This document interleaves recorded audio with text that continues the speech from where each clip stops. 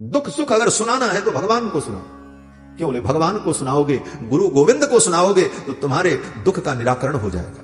और दुनिया के लोग दुख सुनेंगे तो तुम्हारी हंसी उड़ाएंगे। निज दुख सुख सब गुरु ही सुनाए। 8,000 वर्ष का विलंब क्यों हुआ? बोले इसलिए विलंब हुआ कि भगवान ने सोचा कि अगर मैं ऐसे ही चला जाऊं और इनका मैं पुत्र बन जाऊं तो संसार में गुरु की मर्यादा ही समाप्त हो जाएगी। फिर तो संसार में यह सिद्ध हो जाएगा कि गुरु के कृपा के बिना भी भगवान को पाया जा सकता है। गुरु की मर्यादा टूट जाएगी। मैं इनको पुत्र के रूप में प्राप्त होऊंगा, लेकिन तब बोले जब गुरु जी की कृपा इन पर एक बार हो जाए, कोई बहाना बन जाए, तब मैं इनका बेटा बनकर के आ जाऊं। भगवान तो बहाना ढूंढ रहे थे। एक बार ये अपने गुरु जी से कह दे कि गुरुदेव आप कृपा करो, मुझे संतान नहीं, फिर तो मैं तो बैठा हूं चलने के लिए। इसीलिए भगवान आज तक नहीं आए। 60,000 वर्ष के कर्म का समुचित पालन करने से ही ज्ञान की प्राप्ति होगी। कर्म का त्याग कर दे वो व्यक्ति, इतो भ्रष्ट ततो भ्रष्ट, वो दोनों तरफ से भ्रष्ट हो जाता। आजकल ऐसे ज्ञानी है महाराज संसार में, कोई भी जीवन में कर्म नहीं करें और ज्ञानी होने का दंभ जरूर भरते। ज्ञानी वो है जो ज्ञान सिद्ध होने के बाद भी कर्म का त्याग न करे। और वैदिक कर्मों का त्याग कर दिया ज्ञान की निष्ठा के नाम पर। बोले इतो भ्रष्ट ततो भ्रष्ट, तुम्हारा कर्म भी नष्ट हो जाएगा, क्योंकि कर्म का तो पहले ही तुमने त्याग किया और ज्ञान भी सिद्ध नहीं होगा। इसलिए कहा क्रियावानेश ब्रह्मविदाम वरिष्ठ। ब्रह्मविदों में, ज्ञानियों में श्रेष्ठ कौन है? बोले जो क्रियावान है, जिसके जीवन में वैदिक कर्म है, जिसने कर्म का स्वरूपतः त्याग नहीं किया और कर्म का त्याग कर दिया और ब्रह्म ज्ञान प्राप्त करने चले। बोले ब्रह्म ज्ञान भी सिद्ध नहीं हो। इसलिए लोग कहते हैं संतजन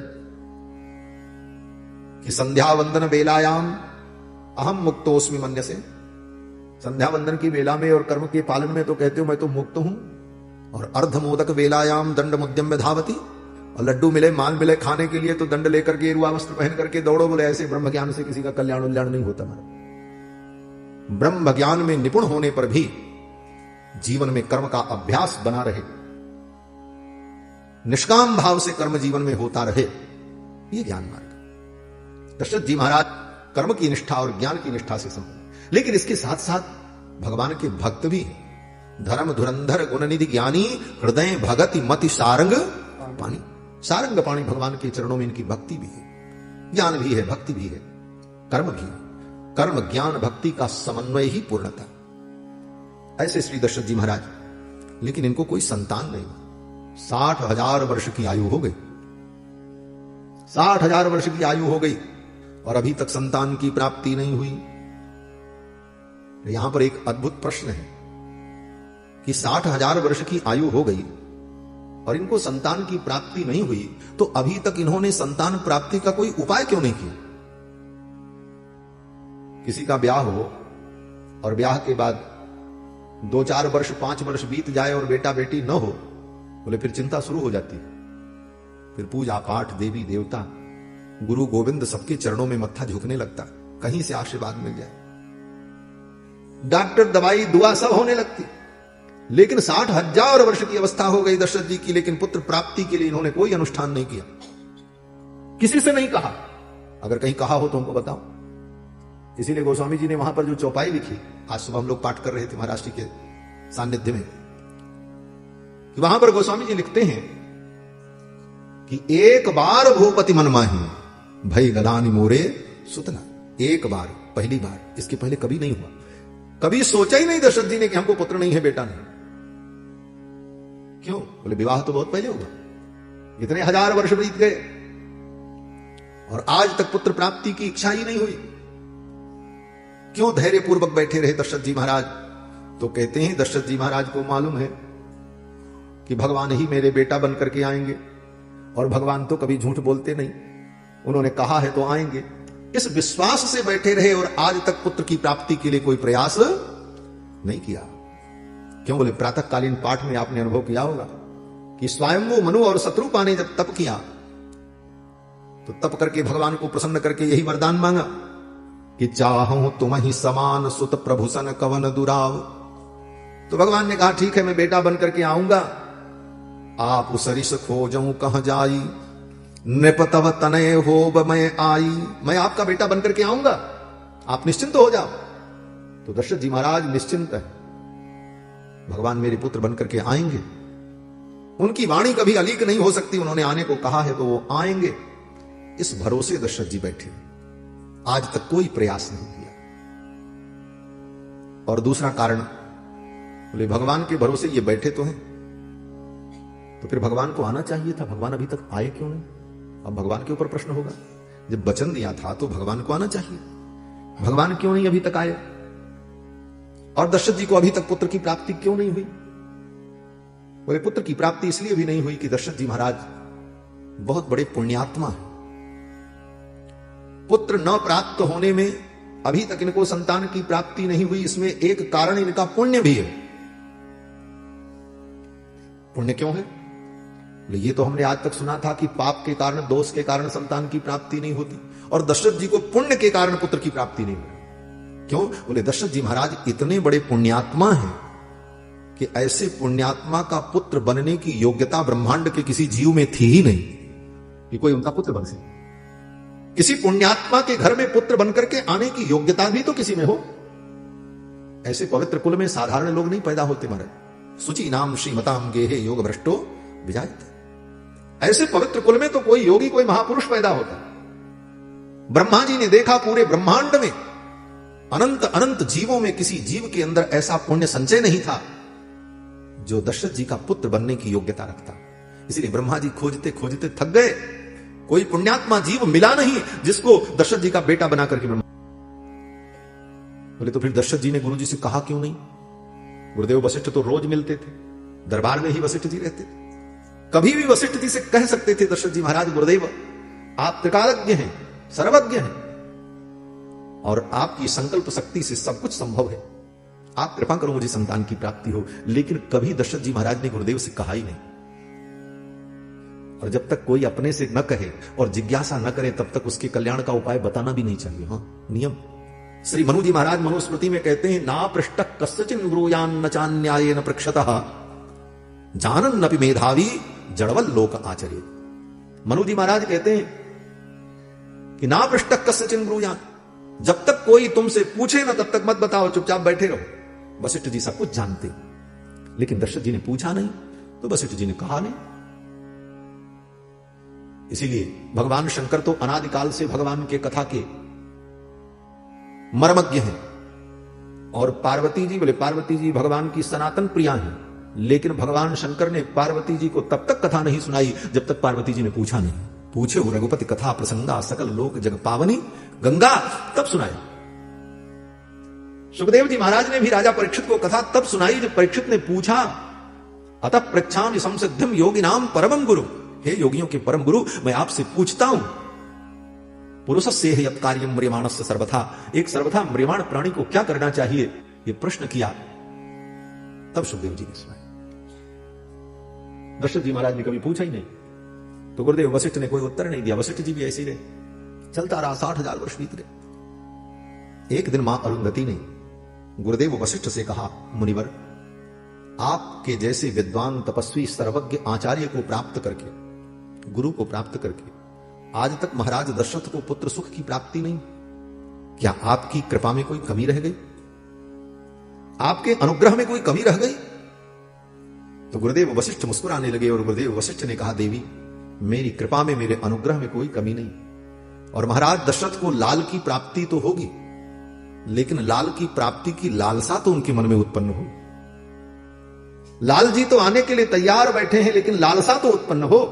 दशरथ के मन में लालसा भी उत्पन्न नहीं हुई, इसीलिए लाल की कामना पूरी नहीं हुई। मां अरुंधति ने कहा, यह कामना मैं उत्पन्न कर दूंगी। और मां अरुंधति ने क्या किया, बोले अपने पुत्र सुयज्ञ को अपनी गोद में लेकर एक दिन राजमहल में पहुंची।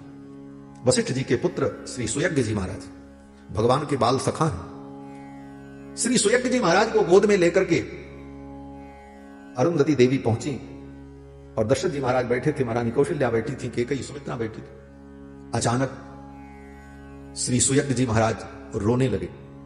मां अरुंधति अपने बालक को चुप कराने लगी, बेटा चुप हो जा, लेकिन वो बालक तो रोता ही जाए, रोता ही जाए।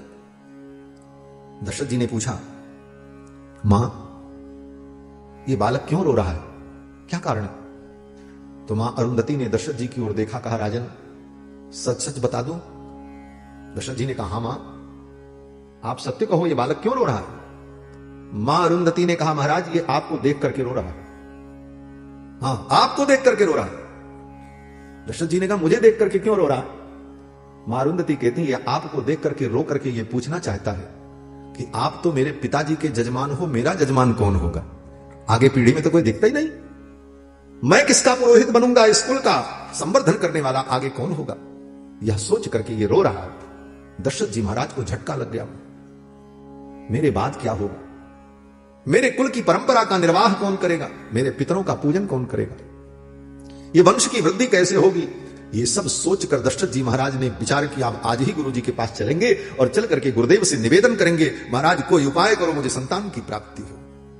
और दशरथ जी महाराज उठ करके चल पड़े। गोस्वामी जी महाराज कहते, एक बार भूपति मन माने, एक बार, पहली बार दशरथ जी के मन में ग्लानि हुई, चिंता हुई, मेरे संतान नहीं, और जाकर के गुरुदेव के चरणों में निवेदन किया। ये गोस्वामी जी की भंगिमा है। गोस्वामी जी महाराज जब किसी अद्भुत चरित्र का वर्णन करते हैं तो वहां पर एक बार शब्द का प्रयोग करते हैं। एक बार त्रेता जुग माही, शंभु गए कुंभज ऋषि पाही। भगवान के विराट रूप का जब वर्णन करना होता तो कहते हैं, एक बार जननी अनहवाए, करि सिंगार पलना पौढ़ाए। जहां जहां एक बार शब्द का प्रयोग गोस्वामी पाद करते हैं वहां पर कुछ विशेष लीला का वर्णन करते हैं। वो सूर्पणखा जब आई तो वहां भी एक बार, सूपनखा रावण कर बहिनी, दुष्ट हृदय दारुण जस अहिनी, पंचवटी सो गई एक बार। वहीं से रावण से विग्रह की भूमिका तैयार हो गया। श्री दशरथ जी महाराज गुरुदेव के चरणों में जाकर के निवेदन करते, निज दुख सुख सब गुरु ही सुनाए। अपना दुख और सुख सब कुछ गुरुदेव को सुनाया। पहले सुख सुनाया, गुरुदेव आपकी कृपा से सब कुछ, मेरा साम्राज्य समृद्धि ऐश्वर्य कीर्ति सब आपकी कृपा का फल, लेकिन मुझे संतान नहीं, इस बात का दुख है। निज दुख सुख सब गुरु ही सुनाए। और ये बड़ा सुंदर संकेत है हमारे आपके लिए कि जीवन में दुख और सुख सबको मत सुनाओ। बहुत सुखी हो जाओ तो सबको मत बताओ। ज्यादा सुखी होकर के अपने सुख का वर्णन करोगे, हम तो बड़े मजे में हैं, बड़े आनंद में हैं, बोले लोग ईर्ष्या करने लग जाएंगे, लोगों के अंदर जलन होगी, तुम्हारे सुख को लोग सुन नहीं पाएंगे। इसलिए सुख भी सबको नहीं सुनाना। और दुख, बोले दुख अगर किसी को सुनाओगे, हम बड़े दुखी हैं, बहुत पीड़ित हैं, बोले जो सामने वाला सुनेगा उस समय तो आपके पक्ष में बोलेगा, लेकिन जाने के बाद कहेगा बहुत बनते थे, अब देखो रो रहे, आपकी हंसी उड़ाएगा। इसलिए संतों ने कहा, सुख दुख अगर सुनाना है तो किसी और को मत सुनाओ, या तो गुरु को सुनाओ या तो गोविंद को सुनाओ, और तीसरे को मत सुनाओ। रहीमन निज मन की व्यथा आप ही राखो गोय, सुन इठलई हैं लोग सब बांट न लई हैं कोई। क्या सुनाया? बोले सुतार्थम तप्यमानस्य नासीद वंशकर सुतः।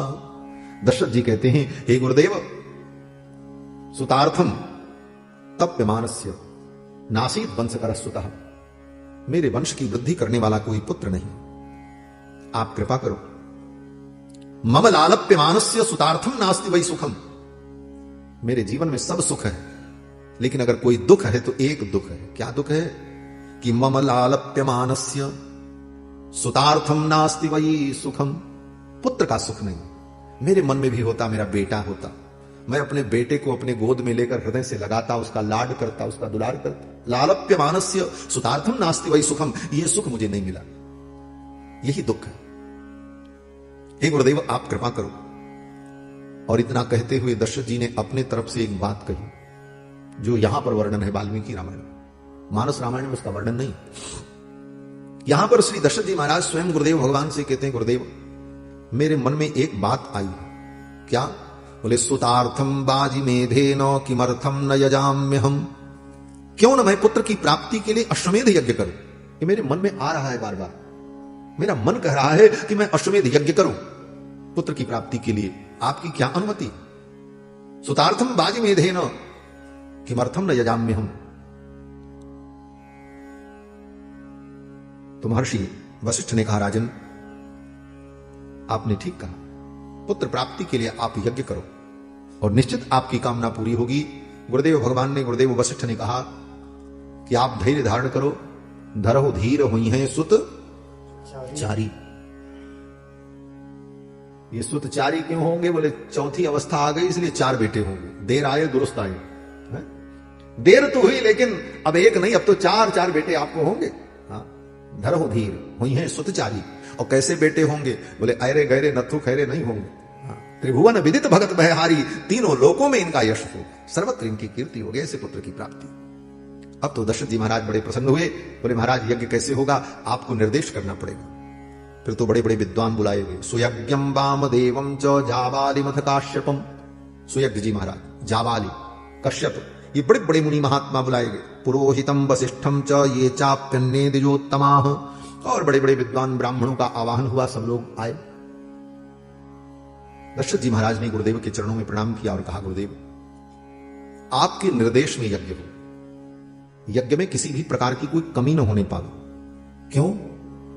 कि बोले यज्ञ में अगर कोई कमी हो जाती है तो यज्ञ के फल को राक्षस लोग नष्ट कर देते हैं। दशरथ जी का यह वचन है यहां पर वाल्मीकि रामायण में कि छिद्रम ही मृगयन्ते स्म विद्वांसो ब्रह्म राक्षसाः। ये ब्रह्म राक्षस बड़े विद्वान होते हैं। ये ब्रह्म राक्षस भी बड़े विद्वान होते हैं महाराज, चारों वेद 6 शास्त्र सब पढ़ते हैं। विद्वांसो ब्रह्म राक्षसा। और ये करते क्या है? बोले छिद्रम ही मृगयन्ते स्म, ये छिद्र ढूंढते हैं, कमियां ढूंढते हैं। और उन्हें कोई कमी मिल जाए तो विधिहीनस्य यज्ञस्य सद्यः कर्ता विनश्यति। विधि से हीन यज्ञ होने पर उस यज्ञ के कर्ता का ही विनाश कर देते हैं। कर्ता जिस फल की प्राप्ति के लिए यज्ञ करता है उसके फल को नष्ट कर देते हैं। इसलिए हे गुरुदेव आपके निर्देश में यज्ञ हो, किसी भी प्रकार का कोई विधि का लोप न हो, जिससे हमें मनोवांछित फल की प्राप्ति हो। आपके निर्देश में यज्ञ। ये राक्षस बड़े विद्वान होते हैं।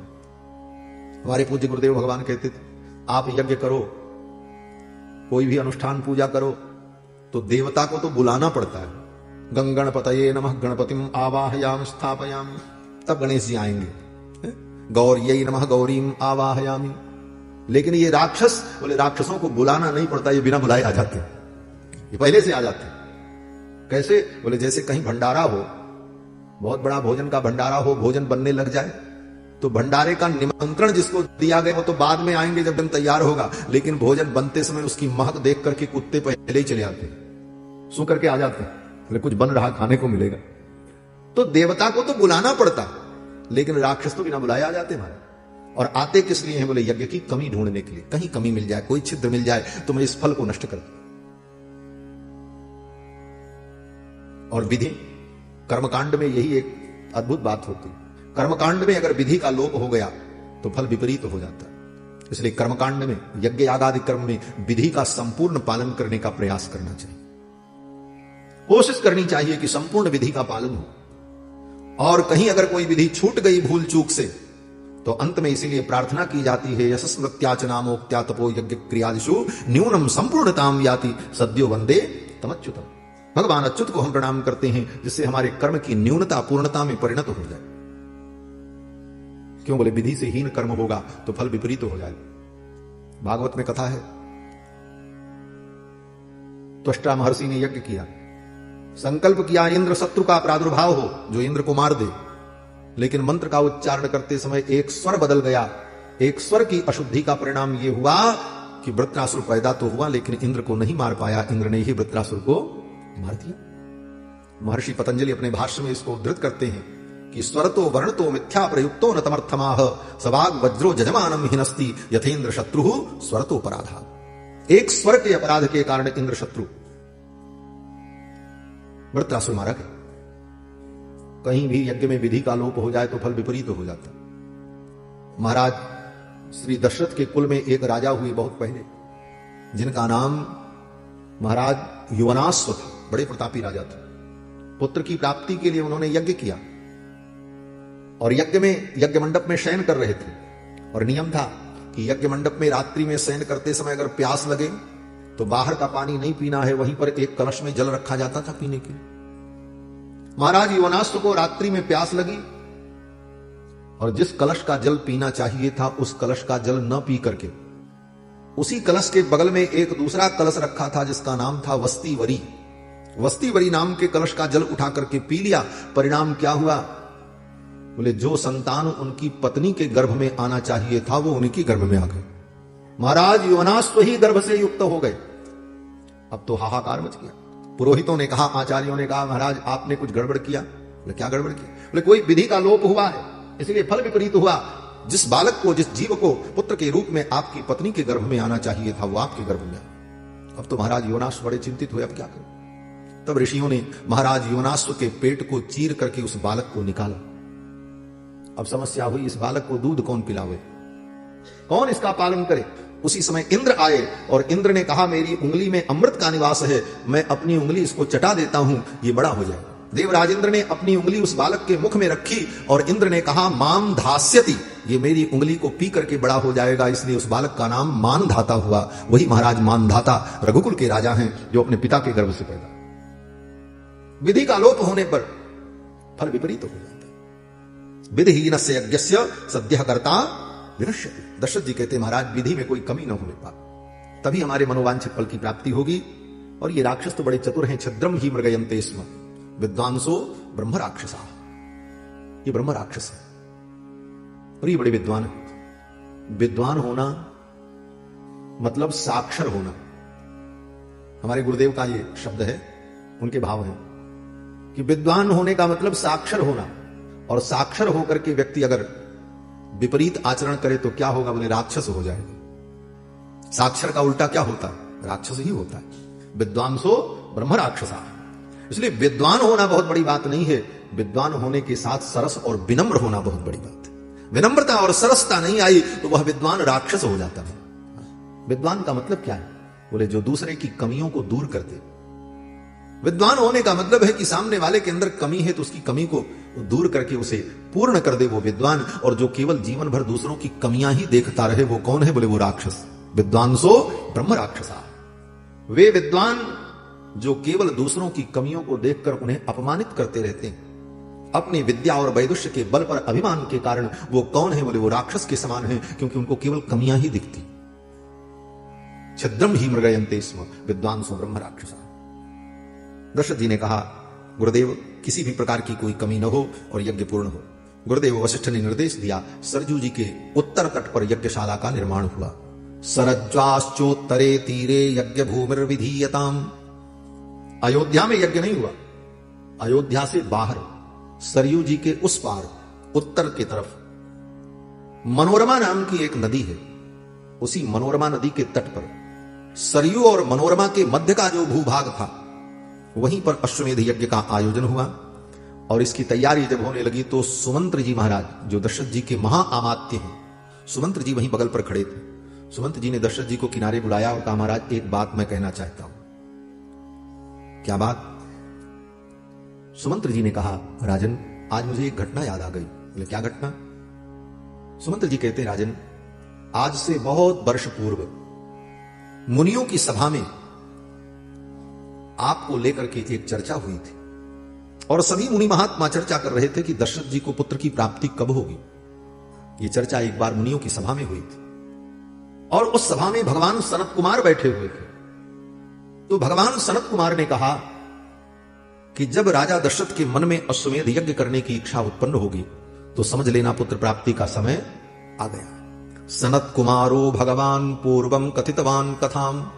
भगवान सनत कुमार ने यह कथा कही थी और भगवान सनत कुमार ने यह भी कहा था कि जब दशरथ जी महाराज को पुत्र की प्राप्ति के लिए अश्वमेध यज्ञ करने की इच्छा होगी तो अश्वमेध यज्ञ कराने के लिए श्रृंगी महर्षि आएंगे और वो जब यज्ञ कराएंगे तब उन्हें पुत्र की प्राप्ति होगी। तो हे राजन, आपके मन में अश्वमेध यज्ञ करने की इच्छा हुई है तो अब श्रृंगी ऋषि को भी बुलाया जाना चाहिए, क्योंकि भगवान सनत कुमार ने कहा था। फिर तो श्री दशरथ जी महाराज अपनी तीनों रानियों को लेकर और कुछ सैनिक को, सेना को लेकर, अनेक उपहार की वस्तुओं को लेकर दशरथ जी महाराज ने अयोध्या से अंगदेश की यात्रा की। किसी दूत को नहीं भेजा कि जाओ श्रृंगी ऋषि को बुला ले आओ, जबकि श्रृंगी ऋषि इनके संबंधी हैं। श्रृंगी ऋषि जामाता हैं दशरथ जी के, लेकिन किसी दूत को नहीं भेजा, स्वयं बुलाने के लिए जाते। और दशरथ जी महाराज अपनी तीनों रानियों को लेकर के अंगदेश गए। यहां पर महर्षि वाल्मीकि ने महाराज श्रृंगी के चरित्र का वर्णन किया। महर्षि श्रृंगी विभांडक महर्षि के पुत्र हैं और विभांडक महर्षि कश्यप के पुत्र हैं। कश्यप के पुत्र विभांडक और विभांडक के पुत्र श्रृंगी महर्षि। इनके पिता महाराज विभांडक चाहते थे मेरा पुत्र परम वैराग्य संपन्न नैष्ठिक ब्रह्मचारी हो, ये विवाह न करे, गृहस्थ न हो, ये ब्रह्मचारी बने। इसलिए अपने पुत्र का स्वयं पालन पोषण जंगल में किया, कभी किसी स्त्री का दर्शन नहीं होने दिया। मारा विभांडक महर्षि ने अपने आश्रम में यह नियम बना रखा था, उनके आश्रम में सिंह आएगा लेकिन सिंहिनी नहीं आएगी। उनके आश्रम की सीमा में वृक्ष तो थे, लताएं नहीं थी। नारी जाति को भी अपने आश्रम में आश्रय नहीं दिया। क्यों? कहीं मेरे बेटे के मन में वासना उत्पन्न न हो, मेरे पुत्र को नारी और पुरुष के भेद का भी ज्ञान न हो, ऐसा नैष्ठिक ब्रह्मचारी मेरा पुत्र बने, यह संकल्प था विभांडक महर्षि का। लेकिन कोई जीव कैसा भी संकल्प करे, पूरा तो तब होता है जब भगवान चाहते। ठाकुर जो चाहते वो होता है, हमारे आपके चाहने से कुछ नहीं होता। रामस्य सर्वम वशे, सब कुछ राम जी के वश में। राजा बलि तो स्वर्ग चाहते थे, लेकिन भगवान ने उनको कहां भेजा? बोले पाताल में भेज दिया। अपनी चाही होत नहीं, हरि इच्छा तत्काल, बलि चाहत है स्वर्ग को और भेज दियो पाताल। पाताल में भेज दिया। ठाकुर जो चाहते वो होता, हमारे आपके चाहने से कुछ नहीं होता। विभांडक महर्षि चाहते थे मेरे पुत्र नैष्ठिक ब्रह्मचारी बने, और उसी समय अंग देश में अकाल पड़ गए। ब्राह्मणों ने महाराज रोमपाद से कहा, राजन विभांडक महर्षि के पुत्र श्रृंगी अगर आ जाएं आपके इस राज्य की सीमा में, तो उनका चरण पड़ते ही आपके राज्य का अकाल दूर हो जाए। महाराज रोमपाद ने कहा, विभांडक महर्षि अपने पुत्र श्रृंगी को कहीं जाने नहीं देते, उनके आश्रम में कोई जा नहीं सकता, तो उनका आना तो असंभव है। ब्राह्मणों ने कहा, तो फिर आपके राज्य का अकाल भी समाप्त नहीं होगा। एक ही उपाय है, श्रृंगी महर्षि आपके राज्य में आ जाए। महाराज रोमपाद ने घोषणा की, जो व्यक्ति किसी भी प्रकार से श्रृंगी महर्षि को मेरे राज्य की सीमा में लेकर के आएगा, मैं उसे अपना आधा राज्य दे दूंगा, वो जो मांगेगा वो दूंगा।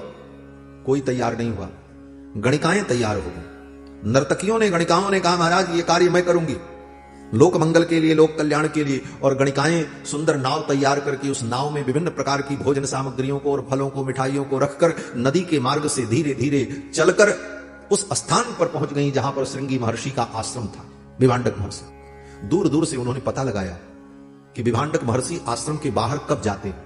कंदमूल फल लेने के लिए, समझा लेने के लिए, कुछ लेने के लिए तो जाना पड़ता हो, बेटे का तो भेजते नहीं, तो स्वयं जाते होंगे। और जब वो बाहर जाएंगे तभी अवसर मिलेगा उनके पुत्र से मिलने का। उन गणिकाओं ने दूर दूर से सब कुछ पता लगाया, और जब एक दिन विभांडक महर्षि समिधा और फल इत्यादि लेने के लिए अपने आश्रम से बाहर गए, तो गणिकाएं धीरे से उनके आश्रम में पहुंच गई। जब गणिकाएं पहुंची तो श्री महर्षि ने जब आज देखा पहली बार किसी को, अपने पिता के अतिरिक्त किसी को कभी देखा ही नहीं था। आज जब इन गणिकाओं को देखा सुंदर वस्त्रों में सजी हुई, तो श्रृंगी महर्षि को लगा ये भी कोई ब्रह्मचारी होंगे, किसी गुरु के शिष्य होंगे, वेद शास्त्र का अध्ययन करते हो, और मेरे आश्रम में आए हैं, ये तो अतिथि हैं। अतिथि देवो भव, अतिथि की तो पूजा करनी चाहिए। और श्रृंगी महर्षि ने उन गणिकाओं को आसन पर बैठाया और उनका पूजन किया। और वो गणिकाएं बैठ गईं और श्रृंगी महर्षि पूजा करने लगे। गणिकाएं तो मन में घबरा रही थी बेचारी कि ये इतने बड़े महात्मा और हमारी पूजा कर रहे हैं, लेकिन उनको तो अपने कार्य का साधन करना था। श्रृंगी महर्षि ने पूजन किया। इदम अर्घ्यम इदम पाद्यम इदम मूलम फलंचनः, अर्घ्य समर्पण किया, पाद्य समर्पण किया, पूजन किया। और पूजा समर्पण करने के बाद श्रृंगी महर्षि ने पूछा, आप किसके शिष्य हो? श्रृंगी महर्षि को तो लगा ये भी किसी गुरु के शिष्य होंगे, वेद पढ़ते होंगे। स्त्री पुरुष का भेद तो उनको मालूम नहीं था कि स्त्री है कि पुरुष है। और पंडित का तो यही लक्षण है, आत्मोत्सभूतानि यह पश्यत स पंडितः, जो अपने समान ही सबको समझे वही पंडित।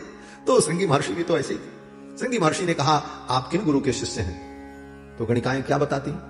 तो गणिकाओं ने बहाना ढूंढ लिया। गणिकाओं ने कहा, आत्मनाम गुरोर्नाम नामाति कृपणस्य च, अपना नाम और अपने गुरु का नाम नहीं लेना चाहिए। तो मैं अपने गुरु का नाम कैसे बताऊं? आत्मनाम गुरोर्नाम नामाति कृपणस्य च श्रेयस्कामो न गृह्णीयात् ज्येष्ठापत्य कलत्रयोः।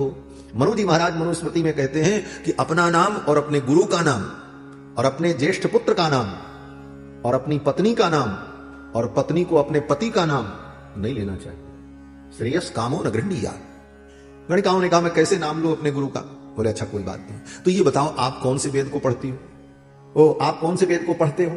तो गणिकाओं ने कहा, हम तो साम वेद का अध्ययन करते हैं, हमारा वेद साम वेद है। फिर तो बड़ी वार्ता हुई।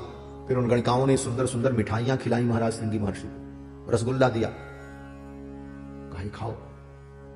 श्रृंगी महर्षि ने कहा, ये कौन सा फल है? क्योंकि कभी रसगुल्ला तो खाया नहीं था महाराज श्रृंगी महर्षि, जंगल में रहे। तो गणिकाओं ने कहा, ये बड़ा अद्भुत फल है, लेकर के जब खाया महाराज, तो श्रृंगी महर्षि ने कहा इसमें छिलका भी नहीं है, गुठली भी नहीं है, ये तो बड़ा अद्भुत रसमय फल है। बोले ये हंसने के लिए मैं नहीं कह रहा हूं। महर्षि वाल्मीकि लिखते हैं कि मोदकान प्रददुस तस्मै, मोदक, लड्डू, रसगुल्ला, ये सारी मिठाइयां जब उन गणिकाओं ने उनको दिया तो भक्ष्यांश्च विविधान शुभान, अनेक प्रकार के सुंदर भक्ष मिठाइयों को जब खाया श्रृंगी महर्षि ने, तो तानि चास्वाद्य तेजस्वी फलानीति स्म मन्यत, उनको लगा कि ये कोई फल होगा। श्रृंगी महर्षि ने कहा ये फल कैसे पेड़ में होता है, ये तो हमारे यहां नहीं होता, हमने तो ऐसा फल कभी देखा नहीं। गणिकाओं ने कहा हमारे देश में ऐसे पेड़ होते हैं, ऐसे फल वहां लगते हैं। अच्छा तो आपका देश बड़ा अच्छा होगा, हमको भी दिखाओ। गणिकाओं ने कहा चलो। बस श्रृंगी महर्षि को बुलाया और नाव में बैठा लिया। नाव में बैठा करके लंगर खोल दिया, धारा में नाव बहने लगी और सुंदर गीत संगीत सुनाती हुई गणिकाएं श्रृंगी महर्षि को लेकर के महाराज अंग देश के राजा रोमपाद के राज्य की सीमा में आ गई। और इधर महाराज रोमपाद ने पूरी तैयारी कर रखी थी। नदी के तट पर सुंदर मखमल के पावड़े बिछाए गए थे। ब्रह्मचारी लोग वेद पाठ करने के लिए श्रृंगी महर्षि का स्वागत करने के लिए तैयार खड़े थे। नाव का आकर के जब तट पर लगी, महाराज रोमपाद ने श्रृंगी महर्षि के चरणों में पुष्पांजलि अर्पित की। विभांडक महर्षि जब आए तो पता लगा उनको मेरे बेटे का अपहरण हो गया, और अपहरण ही नहीं हुआ, अपहरण करके विवाह करा दिया महाराज। ये बड़ी पुरानी परंपरा। आज भी बिहार प्रांत में आप चले जाओ, जो बिहार में गए होंगे, जाने होंगे, उनको पता हो बिहार में आज भी ऐसा होता है। कोई दुल्हा बहुत अच्छा लग जाए तो कन्या पक्ष के लोग उसका अपहरण कर लें और ले जाकर के ब्याह कर देते हैं। आज भी होता है। हमारी संगीत टीम में एक मामा जी बैठे हुए, यारगन जो बजाते हैं, इनको सब मामा जी कहते हैं हमारी टीम में।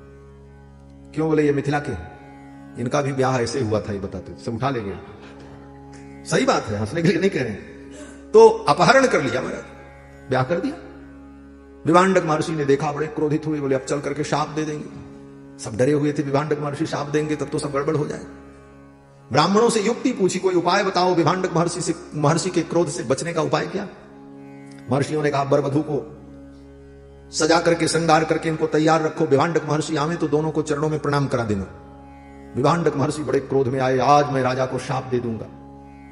अपने पुत्र पर भी क्रोधित हुए थे, लेकिन ज्यों ही विभांडक महर्षि आए तो श्रृंगी महर्षि और शांता बरवधू दिव्य जोड़ी, विवाह के साज सज्जा से सुसज्जित, दोनों ने जब विभांडक महर्षि के चरणों में प्रणाम किया, ऐसी सुंदर जोड़ी को देखकर विभांडक महर्षि का क्रोध निर्गलित हो गया। विभांडक महर्षि ने कहा आप शाप देने का कोई मतलब नहीं है, अब तो इनको आशीर्वाद देना चाहिए। अपनी पुत्र वधू को आशीर्वाद दिया, सौभाग्यवती भव, और अपने पुत्र को आशीर्वाद दिया। और विभांडक महर्षि भगवान का स्मरण करते हुए तप करने लगे। ये श्रृंगी महर्षि बने। सुमंत्र जी ने कहा इनको बुलाया जाए और तब इनके द्वारा यज्ञ होगा। दशरथ जी महाराज गए हैं और आदर पूर्वक सुमंत्र जी श्रृंगी महर्षि को लेकर के आए। 7 दिन तक अंग देश में महाराज दशरथ अपने परिजनों के साथ रहे, अपने मित्र महाराज रोमपाद के यहां। और 7 दिन जब बीत गया तब उन्होंने कहा कि हम किसी प्रयोजन से आए, आपकी पुत्री शांता और आपके दामाद श्रृंगी महर्षि को हम लेने आए हैं, इनके द्वारा मेरे यज्ञ का संपादन।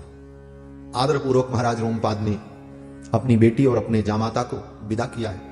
श्रृंगी जी को और शांता जी को लेकर के दशरथ जी महाराज अयोध्या आए।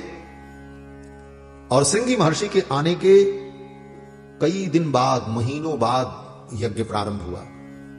क्यों? बोले जब मुहूर्त आएगा तब यज्ञ होगा ना। इसीलिए वाल्मीकि जी लिखते हैं ततः काले बहुति थे कस्मिश्चित सुमनोहरे। श्रृंगी महर्षि के आने के बहुत दिन बाद जब सुंदर मुहूर्त आया तब अश्वमेध यज्ञ प्रारंभ हुआ।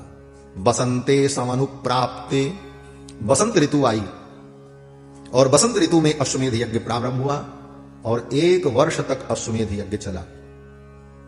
पुनः जब बसंत ऋतु आई, पुनः प्राप्ते बसंते तु पूर्ण संवत्सरो भवत। 1 संवत्सर बीत गया। पुनः जब बसंत ऋतु आई तब अश्वमेध यज्ञ की पूर्णाहुति हुई। और इसके बाद जब अश्वमेध यज्ञ की पूर्णाहुति हो गई तब श्रृंगी महर्षि ने कहा राजन, अब मैं पुत्र कामेष्टि यज्ञ कराऊंगा, पुत्र की कामना से। अथर्ववेद के मंत्रों से पुत्र कामेष्टि होगी।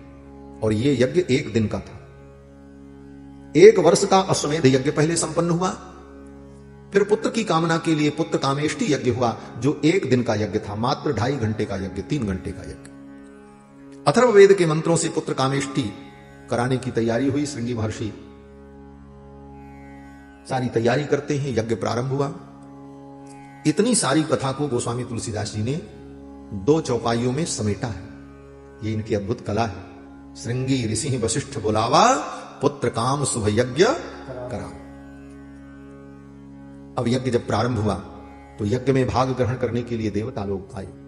देवता लोग जब भाग ग्रहण करने के लिए आए, इंद्र, कुबेर, वरुण सब आए, ब्रह्मा जी भी आए। अब सभी देवता आपस में चर्चा करने लगे। जब कहीं कोई कार्य होता है, भीड़ जुटती है, तो कुछ न कुछ समसामयिक विषय पर चर्चा होती। समसामयिक विषय पर चर्चा यह हुई कि उन देवताओं ने ब्रह्मा जी से कहा कि आज सारे विश्व की सबसे बड़ी समस्या अगर कोई है तो वो रावण है। और देवताओं ने ब्रह्मा जी से कहा, महाराज ये सब आपके कारण हुआ। आपने ही रावण को वरदान देकर के उद्धत बना दिया और रावण से सभी लोग दुखी हैं। सब ने अपने अपने दुख का निवेदन किया। सबकी क्या स्थिति थी? बोले बड़ी भयानक स्थिति थी। रावण के आतंक से सब दुखी थे। देवगुरु बृहस्पति की क्या स्थिति थी? बोले देवगुरु बृहस्पति को रावण के दरबार में जाकर के बैठना पड़ता था, बोलना पड़ता था, सलाह देनी पड़ती थी। लेकिन अगर देवगुरु बृहस्पति थोड़ा ज्यादा बोल दें तो रावण का सेवक उनको डांट देता था। रावण की क्या कहे, उनका रावण का सेवक डांटता था देवगुरु बृहस्पति को। क्या कहता था? बोले स्वल्पम जल्प बृहस्पते जड़मते, अय जड़मती बृहस्पति, कम बोलो, चुपचाप बैठ जाओ, महाराज रावण का दरबार है, यहां ज्यादा बोलना ठीक नहीं। रावण का सेवक बृहस्पति को डांटता था। स्वल्पम जल्प बृहस्पते जड़मते नई सा सभा वज्रण, ये देवराज इंद्र की सभा नहीं है, ये रावण की सभा। ब्रह्मा जी महाराज रावण के दरबार में वेद पढ़ने जाते थे। वेद पाठ करने के लिए ब्रह्मा जी को जाना पड़ता था और समय से जाकर के ब्रह्मा जी रावण के दरबार में वेद पाठ करके चले आते थे। और कभी समय से पहले पहुंच जाएं ब्रह्मा जी और वेद पाठ शुरू कर दें तो रावण के सेवक आकर के डांट देते थे, ब्रह्मा जी अभी चुप हो जाइए, अभी वेद पाठ का समय नहीं हुआ। ब्रह्मन अध्ययनस्य नैष समयः तूष्णीम बहिस्थीयताम, बाहर चल करके शांति से बैठो, जब वेद पाठ का समय होगा तब आना। ये ब्रह्मा की दशा थी। भगवान शंकर को भी रोज समय से जाना पड़ता था। क्यों? बोले रावण शंकर जी की पूजा करता था, समय से जाकर के अपनी पूजा कराने की ड्यूटी थी शंकर जी की। शंकर जी को समय से पहुंचना पड़ता था कि कहीं रावण को बुरा न लग जाए, समय से मैं जाऊं और मेरी पूजा हो जाए तो मैं चला हूं। ड्यूटी करते थे। ये मैं अपने से नहीं कह रहा हूं। गोस्वामी तुलसीदास जी महाराज लिखते हैं कि वेद पढ़े विधि शंभु सभीत पूजावन रावण सो नित आवे। अपनी पूजा कराने के लिए भगवान शंकर रोज जाते थे समय से। एक दिन किसी भक्त ने कहा भगवान शंकर से, महाराज रावण से आप भी डरते हो? भगवान शंकर ने कहा डरते तो नहीं है। बोले तो फिर उसके घर अपनी पूजा कराने क्यों जाते हो? वो आपकी पूजा करने आवे। तो भगवान शंकर ने कहा हाँ रोज तो वो मेरी पूजा करने आता ही था, मैंने ही मना कर दिया, अब तुम मत आओ, मैं ही आ जाऊंगा। बोले क्यों? बोले एक दिन रावण पहुंच गया महाराज कैलाश में पूजा करने के लिए। पूजा किया भगवान शंकर की, और पूजा करने के बाद उसको क्या सूझी? एक खोपड़ी वाले का तो दिमाग ठिकाने रहता नहीं, 10 खोपड़ी जिसके हो उसका क्या ठिकाना। रावण ने सोचा लाओ इस कैलाश को एक बार उठावें, देखें इसमें कितना वजन। 20 हाथ लगा करके रावण ने कैलाश को उठाने का जब प्रयास किया, कैलाश हिल गया।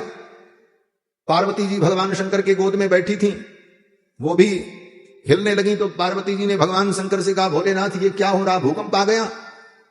भगवान शंकर ने कहा भूकंप नहीं आ गया, चेला आ गया। बोले जिस चेला के आने से गुरु जी के घर में भूकंप आ जाए, ऐसा चेला तो ना आवे तभी भला। भगवान शंकर ने कहा आज के बाद तुम मत आना, मैं ही आ जाऊंगा तुम्हारे। आज तो ये कैलाश उठा रहा, कल पता नहीं क्या इसके दिमाग में आ जाए। इसलिए भगवान शंकर ने सोचा ऐसी विपत्ति को तो दूर ही रखना चाहिए। भगवान शंकर ने कहा हम आ जाएंगे, वहीं पूजा करेंगे। ये रावण की स्थिति थी महाराज। सारे ब्रह्मांड में लोग रावण के त्रास से दुखी थे और सब ब्रह्मा जी से कह रहे थे ब्रह्मा जी आपके कारण सब हो रहा। अब ब्रह्मा जी कभी इनकी सुने कभी उनकी सुने। ब्रह्मा जी की इस दशा को भगवान से देखा नहीं गया और उसी सभा में भगवान प्रकट हुए। मानस रामायण में तो वर्णन है कि सभी देवताओं ने ब्रह्मा जी के नेतृत्व में भगवान की स्तुति की। जय जय सुरनायक जन सुखदायक प्रणतपाल भगवंता गोदज हितकारी जय असुरारी सिंधु सुता प्रियकंता। और तब भगवान प्रकट नहीं हुए, आकाशवाणी की गगन गिरा गंभीर भई हरण शोक संदेह। और यहां पर वाल्मीकि रामायण में बोले यहां वर्णन है कि दशरथ जी महाराज के पुत्र कामेष्टि यज्ञ में ब्रह्मादिक देवता जो आए थे आपस में वो चर्चा कर ही रहे थे, तब तक भगवान उन देवताओं के मध्य में प्रकट हो गए।